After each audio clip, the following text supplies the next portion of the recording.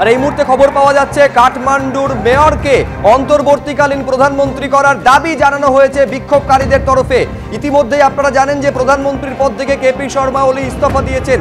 একটা সম্ভাবনার কথা শোনা যাচ্ছিল আজ সন্ধ্যে 6:15 নাগাদ যে সর্বদল বৈঠকে ডাক দিয়েছিলেন কেপি শর্মা ওলি, সেইখানে ইস্তফা ঘোষণা করতে পারেন, কিন্তু প্রবল চাপ কোন জায়গায় গেছে যে তার 4 ঘন্টা আগে দুপুর 2টো নাগাদ বাধ্য হলেন কেপি শর্মা ওলি ইস্তফা দিতে, আর তারপর তার বাড়িতে আগুন ধরিয়ে দিল উত্তেজিত জনতা।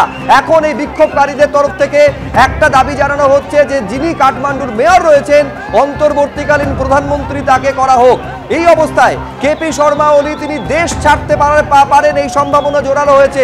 কিছুক্ষণ আগে সেনার হেলিকপ্টারে করে কেপি শর্মা ওলিকে একটা অজানা জায়গায়, গোপন জায়গায় নিয়ে যাওয়া হয়েছে। একাধিক মন্ত্রী তারাও দেশ ছাড়তে পারেন। কিছুক্ষণ আগে আপনাদের ছবি দেখিয়েছিলেন নেপালের উপপ্রধানমন্ত্রী রাস্তায় ফেলে পেটাচ্ছে উত্তেজিত জনতা। ঠিক যে ছবি দেখা গেছিল 2024-এর 5ই আগস্ট বাসভবন থেকে শেখ হাসিনাকেও তৎকালীন প্রধানমন্ত্রী বাংলাদেশের সেনার হেলিকপ্টারে করে উড়িয়ে নিয়ে যাওয়া হয়েছিল, ভারতে নিয়ে আসা হয়েছিল। এই একই ছবি 1 বছর পর আরেক প্রতিবেশী রাষ্ট্র ভারতের নেপালে লক্ষ্য করা যাচ্ছে।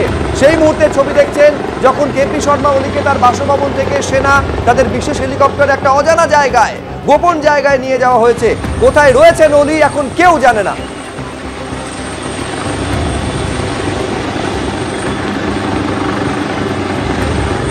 একেবারে যে ছবি দেখতে পাচ্ছেন, ক্রমাগত দখল নিচ্ছে আন্দোলনকারীরা। এর আগে নেপালের রাষ্ট্রপতির বাড়ির দখল নিয়েছে আন্দোলনকারীরা। চাপের মুখে প্রধানমন্ত্রী, উপপ্রধানমন্ত্রী থেকে শুরু করে একে একে মন্ত্রী তারা ইস্তফা দিয়েছেন। তবে এরপর যেটা মনে করা হচ্ছে যে কোন দিকে এগোচ্ছে পরিস্থিতি, আলোচনার মাধ্যমে কি আদৌ সমাধান সম্ভব, এরপর একটি বৈঠক হওয়ার কথা রয়েছে। তবে তার মধ্যেই আন্দোলনকারীদের তরফ থেকে যে দাবি উঠে আসছে যে কাঠমান্ডুর মেয়র তাকে অন্তর্বর্তীকালীন প্রধানমন্ত্রী করা হোক, এই দাবি জানিয়েছেন আন্দোলনকারীরা। এর আগে শ্রীলঙ্কা বাংলাদেশে ঠিক একই গণবিদ্রোহের রোষে জ্বলতে দেখা গিয়েছিল শ্রীলঙ্কা বাংলাদেশকে, এবং তারপর নেপালেও সেই একই ছবি। চাপের মুখে পড়ে ইতিমধ্যে একে একে মন্ত্রীরা ইস্তফা দিয়েছেন, কিন্তু তারপরেও বিদ্রোহের আঁচ এতটুকু কমেনি।